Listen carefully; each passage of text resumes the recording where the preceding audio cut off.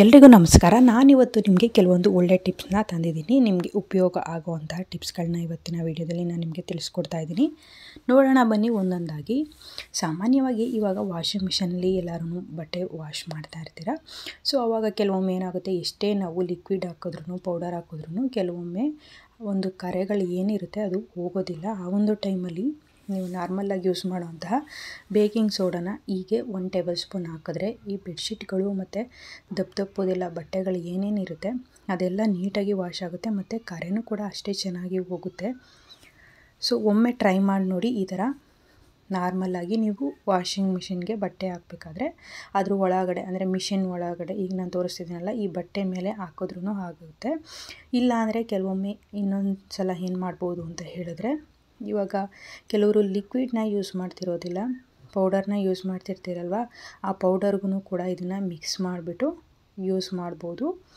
ತುಂಬಾ ಒಳ್ಳೆ ಬೆನಿಫಿಟ್ಸ್ ಇದೆ. ಹಳೆ ಯಾವುದಾದ್ರೂ ಕರೆಗಳಿರ್ಬೋದು ಎಲ್ಲದನ್ನು ತುಂಬ ನೀಟಾಗಿ ವಾಶ್ ಆಗ್ತಾ ಹೋಗುತ್ತೆ. ಅಷ್ಟೊಂದು ಎಫೆಕ್ಟಿವ್ ಆಗಿದೆ ಇದು.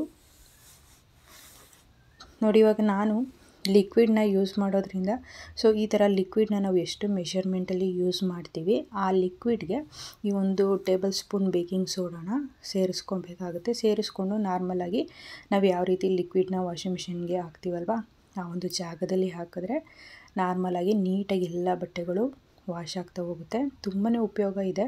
ಸಾಮಾನ್ಯವಾಗಿ ಟೈಮ್ ಇಲ್ಲದೆ ಇದ್ದಾಗಂತೂ ಈ ರೀತಿ ಫಾಲೋ ಮಾಡಿದ್ರೆ ಬೇಗನೆ ಬಟ್ಟೆಗಳು ಕ್ವಿಕ್ಕಾಗಿ ವಾಶ್ ಆಗ್ತಾ ಹೋಗುತ್ತೆ. ಮತ್ತೊಂದು ಟಿಪ್ನ ನೋಡೋಣ ಬನ್ನಿ. ಇವಾಗ ಏನು ಮಾಡ್ತೀವಿ, ನಾನಿವಾಗ ಈ ಒಂದು ಟವಲ್ನಿಂದ ಒಂದು ಪಿಲ್ಲೋ ರೀತಿಯಾಗಿ ಮನೆಯಲ್ಲೇ ನಾವು ಯಾವ ರೀತಿ ಪ್ರಿಪೇರ್ ಮಾಡ್ಕೊಳ್ಳೋದು ಅಂತ ತೋರಿಸ್ತಿದ್ದೀನಿ. ನೋಡಿ, ನಾನು ಸಾಮಾನ್ಯವಾಗಿ ಚಿಕ್ಕದಾಗಿ ಬೇಕಾದರೆ ಈ ರೀತಿ ಟವಲ್ನ ನಾನಿಲ್ಲಿ ತೊಗೊಂಡಿದ್ದೀನಿ. ನಿಮಗೇನಾದ್ರೂ ಅದೊಂದು ಪಿಲ್ಲೋ ದೊಡ್ಡ ಸೈಜ್ ಬೇಕು ಅಂದರೆ ದೊಡ್ಡ ಬ್ಲ್ಯಾಂಕೆಟ್ ಥರ ಬೆಡ್ಶೀಟ್ ಬರುತ್ತಲ್ಲ ಆ ಬೆಡ್ಶೀಟ್ನ ಯೂಸ್ ಮಾಡ್ಬೋದು. ಇದನ್ನು ನನಗೆ ತಿಳಿಸ್ತಾ ಇದ್ದೀನಲ್ಲ ಈ ರೀತಿಯೇ ರೋಲಿಂಗ್ ಮಾಡಿಕೊಂಡು ಒಂದು ಸೈಡ್ ಈ ರೀತಿ ಲಾಕ್ ಮಾಡಬೇಕಾಗುತ್ತೆ. ಅದು ಯಾವುದೇ ಕಾರಣಕ್ಕೂ ಲೂಸ್ ಆಗೋದಿಲ್ಲ. ನೋಡಿ, ಈ ರೀತಿ ಹಳೆ ವೇಲ್ಗಳಿರುತ್ತಲ್ಲ ಈ ರೀತಿ ವೇಲ್ಗಳಿಗೆ ಈ ರೀತಿ ಮಧ್ಯಭಾಗದಲ್ಲಿ ಇದನ್ನು ಇಟ್ಬಿಟ್ಟು ಸುತ್ತನೂ ಲಾಕ್ ಮಾಡಿ ನೋಡಿ, ಮಧ್ಯದಲ್ಲಿ ಸ್ವಲ್ಪ ಈ ರೀತಿ ತೆಕ್ಕೊಂಡ್ರೆ ನಮಗೆ ಸುತ್ತ ಈಗ ಫೋಲ್ಡ್ ಮಾಡ್ತಿದ್ದೀನಲ್ಲ ಸುತ್ತ ಅದೆಲ್ಲದನ್ನು ಒಟ್ಟಿಗೆ ಸೇರಿ ಹಿಂಭಾಗದಿಂದ ಮತ್ತೆ ನಾವು ಅದನ್ನು ತೆಗಿಬೇಕಾಗುತ್ತೆ. ಒಳಗಡೆ ಸೇರಿಸಿ ನೋಡಿ, ಈ ರೀತಿ ಹೊರಗಡೆ ಸೇರಿಸ್ಬಿಟ್ಟು ಈ ಭಾಗದಿಂದ ಅದನ್ನು ತೆಕ್ಕೋಬೇಕಾಗುತ್ತೆ. ಇದನ್ನು ತೆಕ್ಕೊಂಡ್ಮೇಲೆ ಅದಕ್ಕೆ ಯಾವುದಾದ್ರೂ ರಿಬ್ಬನ್ ಸಹಾಯದಿಂದ ಈ ರೀತಿ ನಾವು ಲಾಕ್ ಮಾಡ್ಬೋದು. ನೀವು ಹಳೆಯ ವೇಲ್ಗಳನ್ನ ಎಸೆಯೋದು ಅಥವಾ ಹಳೆ ಸ್ಯಾರಿಗಳಿರುತ್ತಲ್ಲ ಅದೆಲ್ಲ 2-3 ಸೇರಿಸ್ಬಿಟ್ಟು ಸ್ಯಾರಿಗಳಿಂದ ಮಾಡಿದ್ರೂ ಕೂಡ ಈ ಒಂದು ಪಿಲ್ಲೋ ತುಂಬ ದೊಡ್ಡದಾಗುತ್ತೆ. ಮತ್ತು ಕೆಲವೊಂದು ಹಳೆ ದುಪ್ಪಟ್ಟಗಳಿರುತ್ತಲ್ಲ ಅದೆಲ್ಲ ಗೋಲ್ಡನ್ನಲ್ಲಿ ಮತ್ತು ತುಂಬ ಡಿಸೈನ್ಸ್ ಇದ್ದರೆ ಇನ್ನೂ ತುಂಬಾ ಚೆನ್ನಾಗಿ ಕಾಣುತ್ತೆ. ನಾವು ಅಂಗಡಿಯಿಂದ ತೊಗೊಂಬಂದಿರೋ ಥರನೇ ಕಾಣಿಸ್ತಾ ಇರುತ್ತೆ. ನೋಡಿ ಎಷ್ಟು ಅಟ್ರಾಕ್ಟಿವ್ ಆಗಿ ಕಾಣಿಸುತ್ತೆ. ಸೋಫಾಗೆ ಈ ರೀತಿ ಡೆಕೋರೇಟ್ ಮಾಡ್ಬೋದು. ದಪ್ಪದಾಗಿ ಯೂಸ್ ಮಾಡಿದ್ರೆ ಇನ್ನೂ ದೊಡ್ಡ ಸೈಜು ದೊಡ್ಡದಾಗಿ ಬರುತ್ತೆ.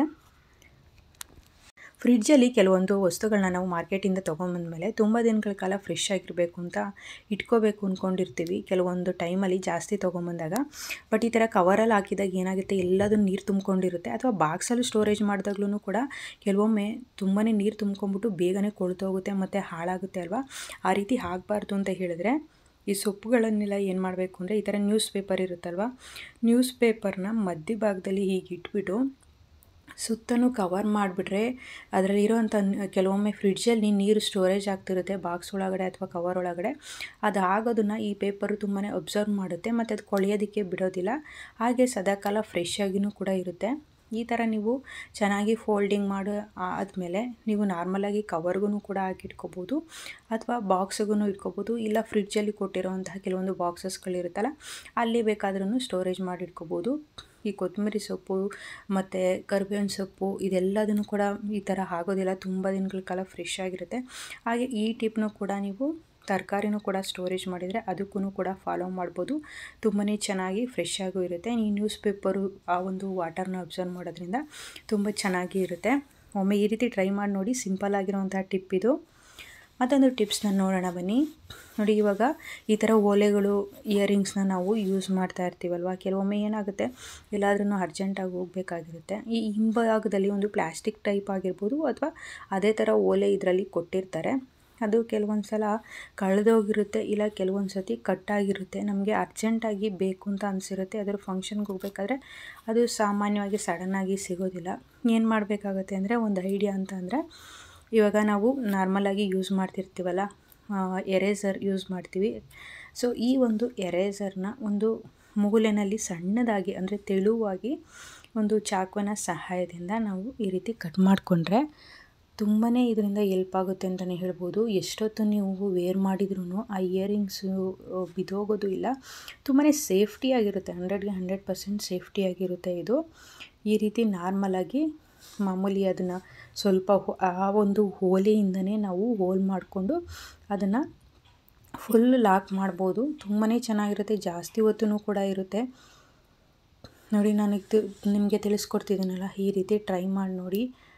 ತುಂಬಾ ಬೆನಿಫಿಟ್ಸ್ ಇದೆ ಇದು. ಅರ್ಜೆಂಟಾಗಿ ಹೋಗಬೇಕಾಗಿದ್ದಾಗ ನಮಗೆ ಕೆಲವೊಮ್ಮೆ ಎಷ್ಟೇ ಸೇಫಾಗಿ ಇಟ್ರೂ ಕೆಲವೊಮ್ಮೆ ಸಿಗೋದಿಲ್ಲ, ಅಥವಾ ಹಾಕೋಬೇಕಾದ್ರೆ ಕಳೆದೋಗುತ್ತೆ. ಈ ರೀತಿ ಆಗುತ್ತೆ. ಟ್ರೈ ಮಾಡಿ ನೋಡಿ ಒಮ್ಮೆ. ಮತ್ತೊಂದು ಟಿಪ್ನ ನೋಡೋಣ. ಸಾಮಾನ್ಯವಾಗಿ ಈ ರೀತಿ ಕುಕ್ಕರ್ಗಳನ್ನ ನಾವು ಚೆನ್ನಾಗಿ ವಾಶ್ ಮಾಡ್ತಾನೆ ಇರ್ತೀವಿ ಯೂಸ್ ಮಾಡಿ ಆದಮೇಲೆ. ಕೆಲವೊಮ್ಮೆ ಏನಾಗುತ್ತೆ ಅಂತಂದರೆ ಒಂದು ಸೋಪ್ ಇರ್ಬೋದು ಅಥವಾ ಏನಾದ್ರೂ ಈ ರೀತಿ ನೋಡಿ, ಈ ಹ್ಯಾಂಡಲಲ್ಲಿ ಹೆಂಗೆ ವೈಟ್ ಆಗಿದೆ, ಅಥವಾ ನೀರು ಕೂಡ ಉಪ್ಪು ನೀರಾಗಿದ್ರೂ ಈ ರೀತಿ ಆಗ್ತಾ ಹೋಗುತ್ತೆ. ನಾವು ಯಾವಾಗ ವಾಶ್ ಮಾಡಿ ಹಿಂಗೆ ಇಟ್ಟಿರ್ತೀವಿ ಅದು ಅಲ್ಲೇ ನೀರಿದಾಗಿ ಉಪ್ಪು ನೀರಿದ್ರೂ ಹೀಗೆ ಆಗಿರುತ್ತೆ, ಅಥವಾ ಹಾಗೇನೂ ಕೂಡ ಈ ಥರ ಆಗಿರುತ್ತೆ. ಸೊ ಇದಕ್ಕೆ ಸಾಮಾನ್ಯವಾಗಿ ಹಳೆ ಬ್ರಷ್ ಇರುತ್ತಲ್ವ, ಆ ಬ್ರಷ್ನ ಯೂಸ್ ಮಾಡಿಕೊಂಡು ನಾವು ನೀಟಾಗಿ ಇಲ್ಲಿ ವಾಶ್ ಮಾಡ್ಬೋದು. ನಾರ್ಮಲಾಗಿ ಯೂಸ್ ಮಾಡುವಂತಹ ಸೋಪಿನ ಸಹಾಯದಿಂದ ಈಗ ನೀಟಾಗಿ ವಾಶ್ ಮಾಡಿದ್ರೆ ಆ ಮೂಲನೆಲ್ಲ ನಮಗೆ ಕೈಯಲ್ಲಿ ಅಥವಾ ಏನೋ ಒಂದು ಸ್ಕ್ರಬ್ಬರ್ ಇರುತ್ತೆ ಅದರಿಂದ ಉಜ್ಜಕ್ಕೆ ಆಗ್ತಿರೋದಿಲ್ಲ. ಈ ಥರ ಬ್ರಷ್ನ ಯೂಸ್ ಮಾಡಿಕೊಂಡ್ರೆ ಆರಾಮಾಗಿ ಚೆನ್ನಾಗಿ ವಾಶ್ ಮಾಡ್ಕೋಬೋದು. ನೋಡಿ ಎಷ್ಟು ಚೆನ್ನಾಗಿ ಕ್ಲೀನಾಗಿದೆ ಅಲ್ವಾ. ನಿಮಗೆ ಯಾವ ಟಿಪ್ಸ್ ಇಷ್ಟ ಆಯಿತು? ಈ ಟಿಪ್ಸ್ ಏನಾದರೂ ಇಷ್ಟ ಆದರೆ ನಿಮ್ಮ ಫ್ರೆಂಡ್ಸು ಫ್ಯಾಮಿಲಿಗೂ ಕೂಡ ಶೇರ್ ಮಾಡಿ. ಸಬ್ಸ್ಕ್ರೈಬ್ ಮಾಡದೆ ನೋಡ್ತೀರಾ, ದಯವಿಟ್ಟು ಸಬ್ಸ್ಕ್ರೈಬ್ ಮಾಡಿ. Thank you for watching.